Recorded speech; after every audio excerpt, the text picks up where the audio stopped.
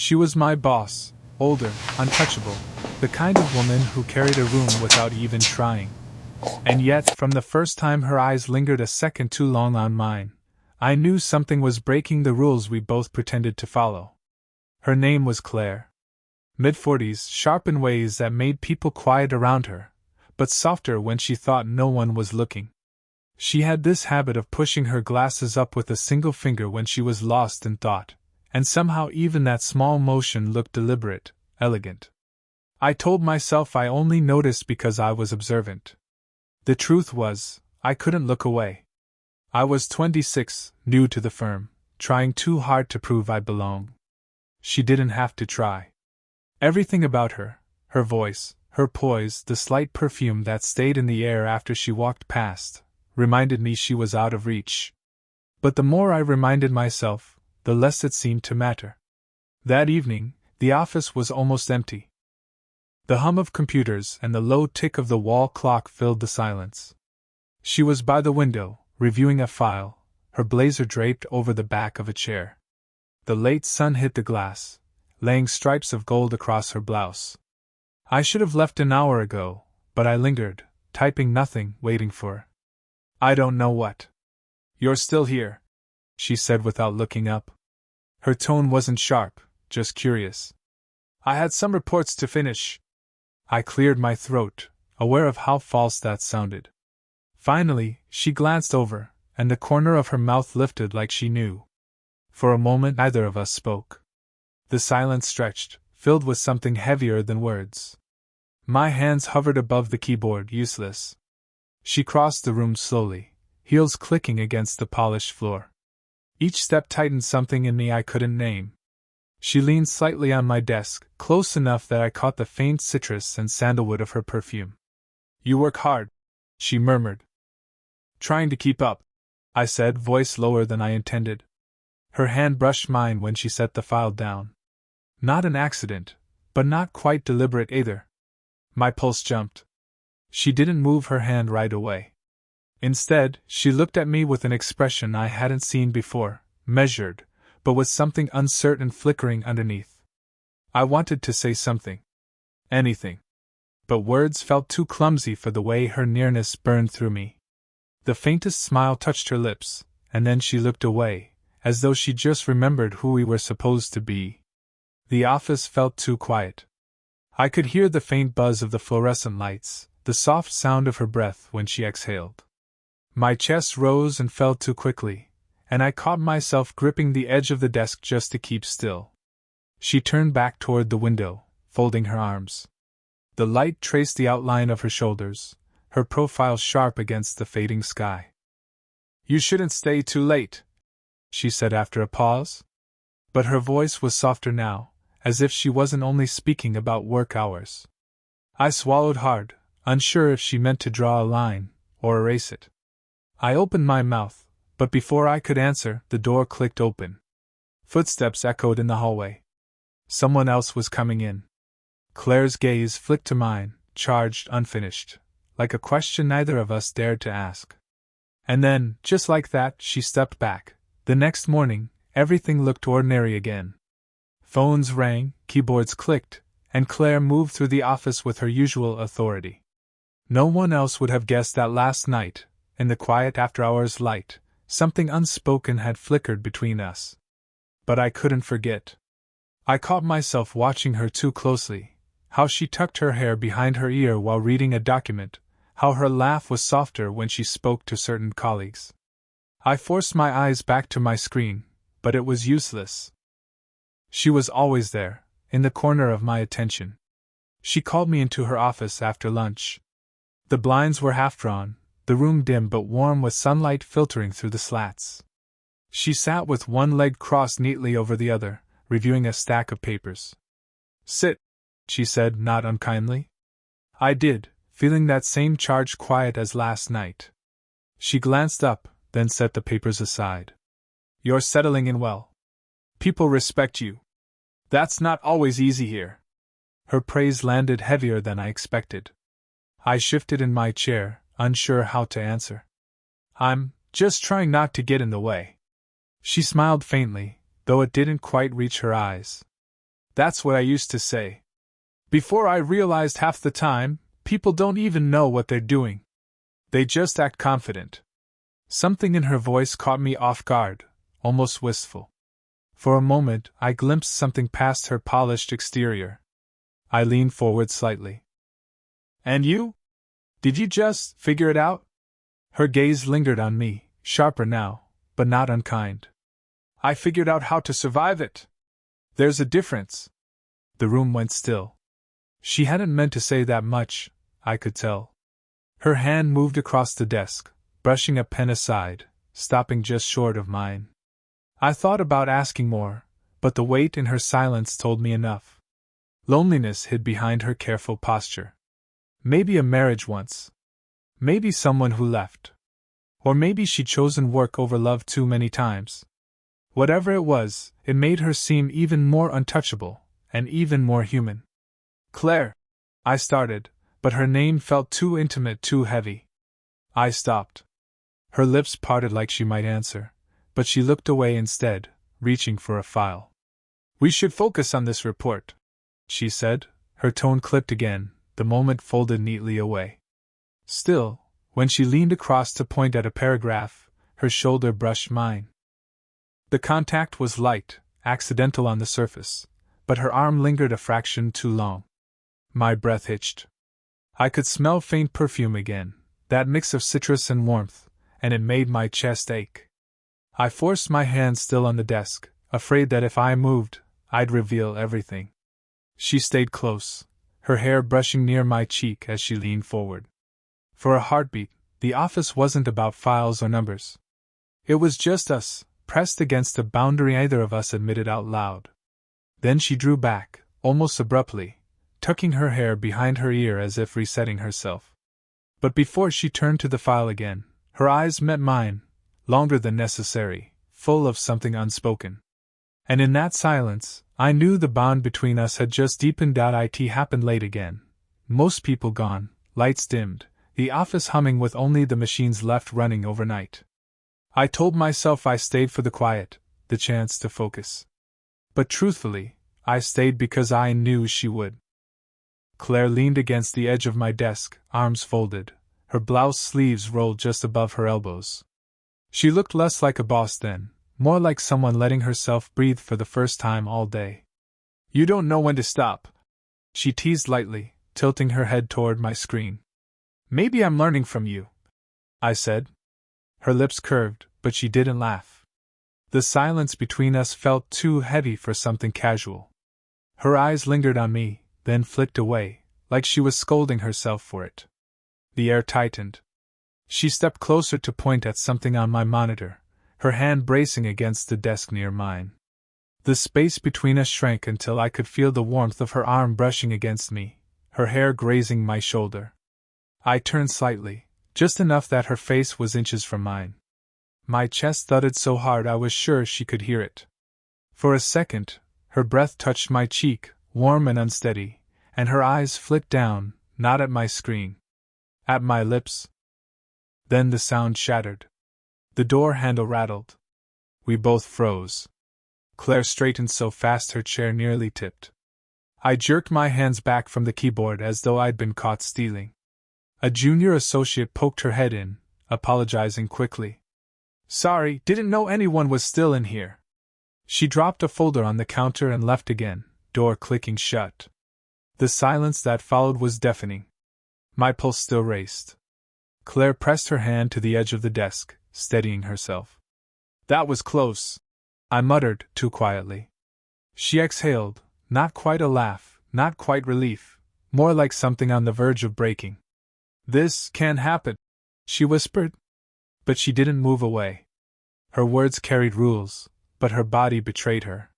She stayed too near, close enough that I could see the faint crease at the corner of her mouth, the way her lashes lowered when she blinked. I know, I said.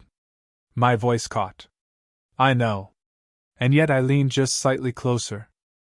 Not enough to cross the line, but enough that I felt the tremor in her breath when it reached me. The space between us became unbearable. My hand twitched, wanting to reach for hers, but I gripped the armrest instead. She looked at me with an intensity that made it impossible to breathe, her eyes darting down again before snapping back up. Another pause. Another chance. Either of us took it. But when she finally pulled back, her fingers brushed my sleeve, too light, too deliberate. A whisper of contact that lingered long after she stepped away. We didn't kiss. Not yet. But somehow, after that moment, we were already closer than if we had doubt it was raining that night, the kind of steady downpour that softened the city into a blur outside the windows. Most of the office had cleared out early, but Claire and I remained. I don't know why she stayed. I don't know why I did either. The sound of the rain filled the silence between us as she stood by the window, arms folded, watching the lights smear across the glass. I hovered at my desk, pretending to finish a report. You should go, she said quietly, not turning around. I swallowed.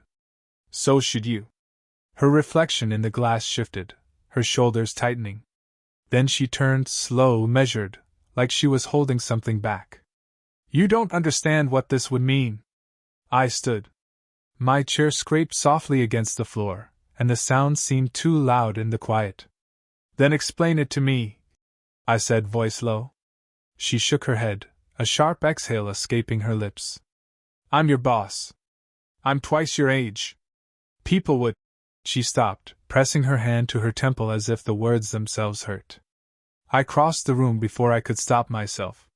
When I reached her, I hesitated, then raised a hand, slow, tentative, brushing a damp strand of hair from her face where the rain had caught her earlier. My fingertips barely touched her skin, but the contact made her eyes close, just for a heartbeat. Her breath caught, and when she opened her eyes again, they burned with something rawer than professionalism. You shouldn't, she whispered, but her voice trembled. Neither should you, I murmured back. She didn't move away. Instead, she leaned, just slightly, until her shoulder brushed against my chest. My heart hammered so loud I was sure she could feel it. Do you have any idea, she said, her words a low rush, what you do to me? How hard I've tried not to. She cut herself off, biting her lip, as if admitting even that was too much. I leaned closer, my mouth near her ear. I think I know. Her hand gripped the edge of the window frame, knuckles pale. Mine hovered just above hers, aching to close the distance. The air between us was charged, unbearable.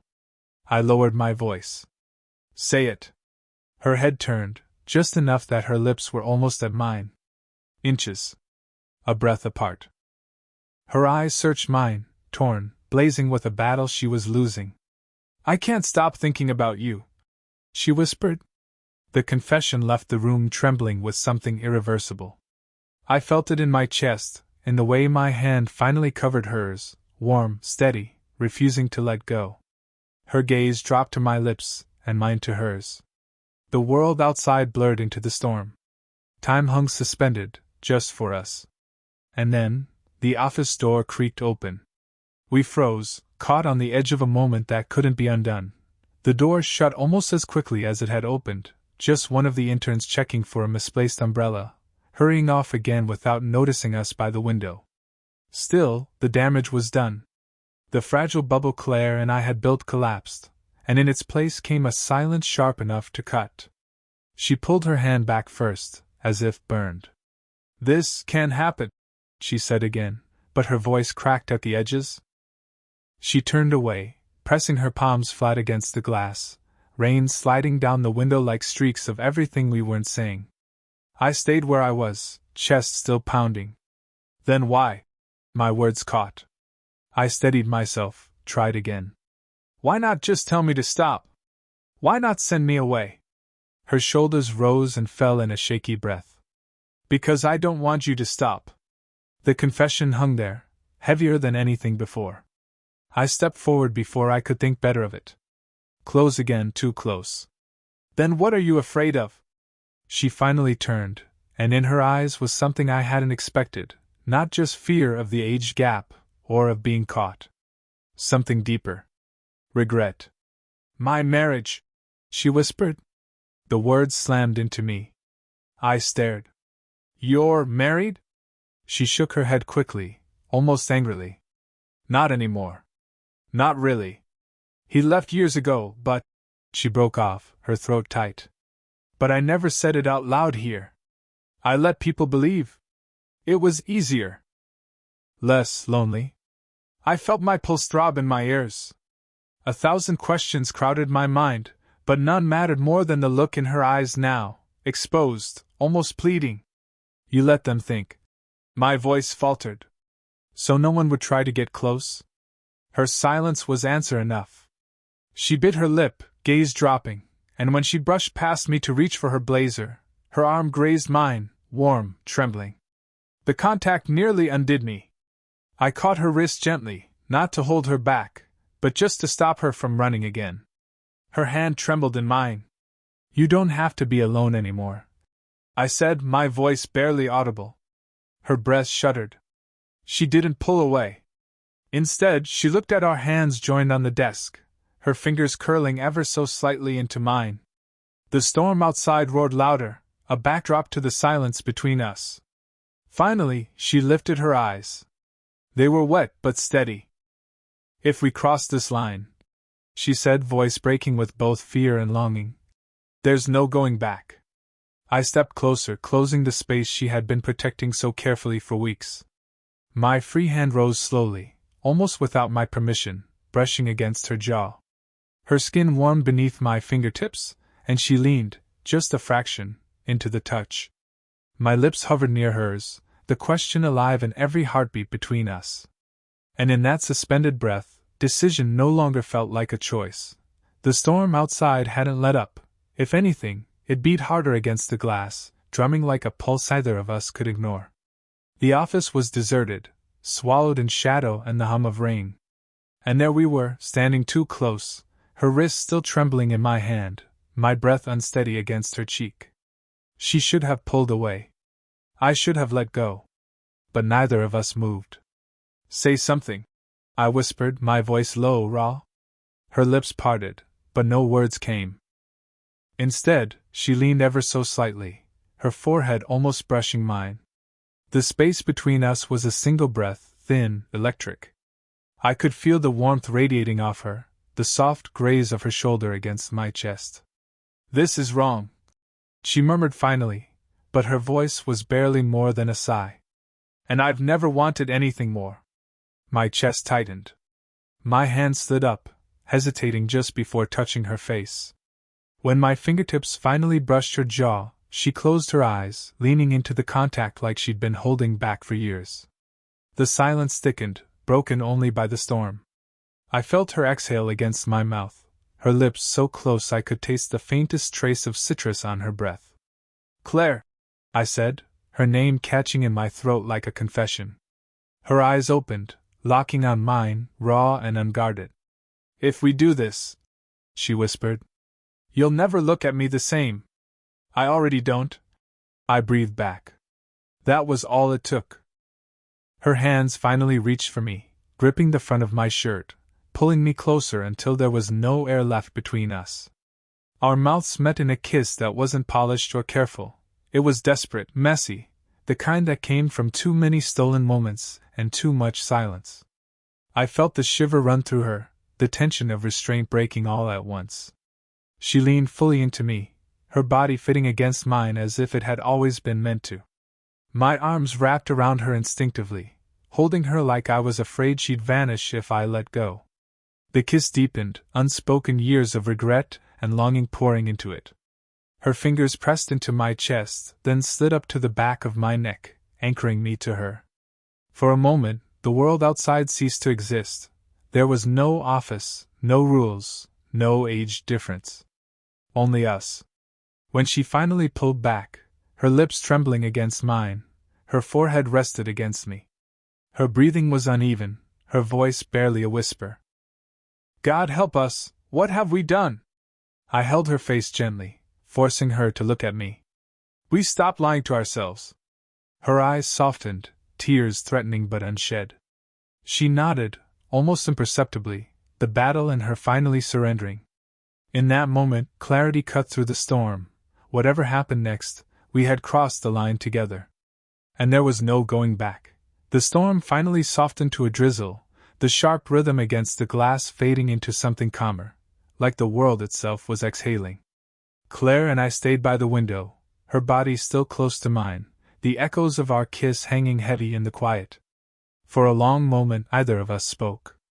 Her head rested lightly against my chest, her breath still uneven, and my hand traced slow circles against her back without thinking.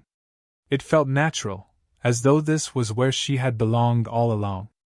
When she finally pulled back, her eyes searched mine with a mixture of fear and tenderness.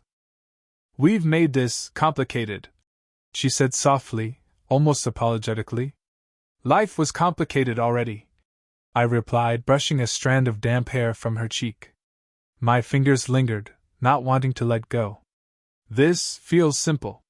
She gave a faint, shaky laugh, one that seemed to surprise even herself. "Simple," she echoed, her lips curving as though she wanted to believe it. I nodded, squeezing her hand gently. "I don't care what anyone thinks. Not about the office, not about the age gap. I just don't want to pretend anymore." Her hand tightened in mine, a subtle but undeniable answer. For all her careful control, her body betrayed the truth.